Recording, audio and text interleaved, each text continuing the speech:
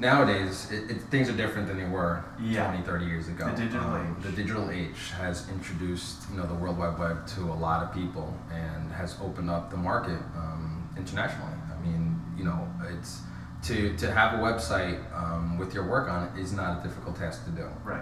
There's a lot of different ways. You can build your own. You can buy a template. You can have a free website. There's plenty of social network sites out there that will show your work and things like that, and help you as far as having a space to show virtually. It might not be a physical place, but it is a place that people from all around the world can come and see your work. So and even as an artist, if you're someone who works large, chances of you walking around with your paintings all the time to show people is Right. an inconvenience. The World Wide Web has opened it up, where you can, have, just a business card with your website on it, and that's all you need. And people can go to the website, and if they want to see more, they will follow up, and they will come out and they will see it if they're really interested in it. So would you recommend that, to anyone rather than coming in with your portfolio, or in addition to? In addition to, I would almost, even for myself, I would say, one of the first questions I ask people is, do you have a website? Or, Right. Can you send me some images digitally? Because again, it's one of those things where if your work doesn't fit, what I'm doing in here, I don't want to waste your time by setting up an appointment, coming down. Right. Hopefully the artists have done their research already and going to the website and looking at the work and looking at past shows and stuff like that. And it is a little work on the artist end, but it's important that you're knowledgeable about what you're doing. Right. Now you'd said earlier that essentially once you graduate, being an artist is being a business, and so you have to treat yourself as such. Now there's a lot of business-related things that don't exactly mesh in the general populace's mind with art. I mean, a lot of people will sit there and say, well, okay, you're an artist, how do you handle your health insurance? Because let's face it, everyone's going to get sick, and you can't just pay out of pocket. So how did you go about doing that when you started off? Well, there are different programs out there available, and there are a lot of websites that are out there to help artists and freelancers. I mean, as an artist, you're a freelancer, Right. And that's what a lot of us, wind up setting up our own businesses as a freelancer, because you find that as an artist and being a creative mind that, there are so many opportunities in doing different things that, to limit yourself to one business is tough.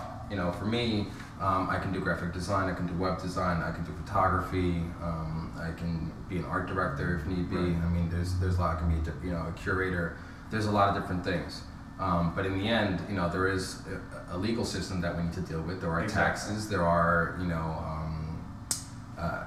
forms that need to be filled out. There is transactions, checks that need to be cashed and things like that.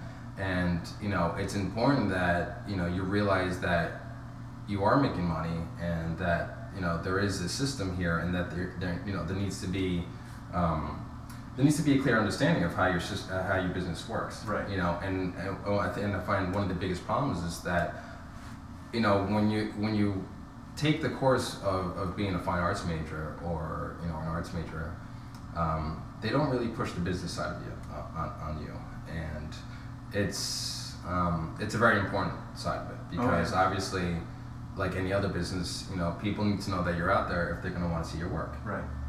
And if you don't promote yourself, people aren't going to know that you're out there, and they're not going to buy your work. Right. So, absolutely, it is very important to kind of come up with a plan of how you are going to succeed at this.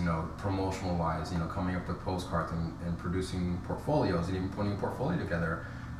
Can cost you something like $20, can cost you something like $400, depending on the book that you have. And again, they both do the same job, they do, but one presents the work in a much more professional manner than the other. Right. So am I saying that you have to have this huge business plan and this structure set up? You don't, but it definitely helps. Right. And if you don't have some kind of plan, chances are you are going to reach a point where you're going to have to kind of pick and choose which way you want to go. And I think if you have that plan already set up from the beginning, it's going to make choices later on down the road a little bit easier. So thinking ahead rather than just running out to Staples and binding everything together, you really want to have a set plan from the get-go. Right. That way you've got your drive, your focus, and you're set. Mm-hmm. Okay. Now, we spoke earlier beforehand about actually in the gallery the possibility of insuring artists' works when they bring it in. And I know it's not the easiest task to get done. It is and it isn't. I mean, there is a certain amount of paperwork involved, and insurance is one of those things where I'm insured as a business, so that means the artwork that comes in here is insured under the business, and I can take the work out and exhibit in other spaces because my insurance policy covers me in other spaces. Right. Now, as an individual artist, you can cover yourself, but there's a matter of, what is your work worth? Right. Who's pricing it? As insurance value, just because you love a piece of work doesn't make it worth millions of dollars. And if you did try to price your work as, something that's worth $1 million, the insurance on that piece of work is going to be extremely expensive. Yes. Just like a car, you can buy a little Hyundai or you can buy a Porsche, and they're both cars, but insurance-wise, one's going to cost you a lot more than the other. And it's the same thing with art and the same thing with anything else.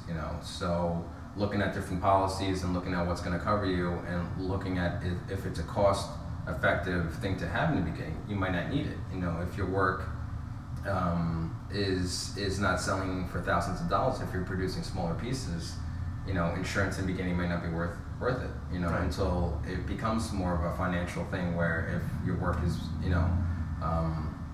if your work can be damaged easily, if your work, if you're shipping things out, there's a lot of factors involved in Right. it. So I think it's going to be a per case basis, but it's something definitely that if you're really seriously, considering, a career as an artist, it's something definitely to look That into. pretty much wraps it up. Thanks for letting me come into your lovely gallery here, and it's been a pleasure.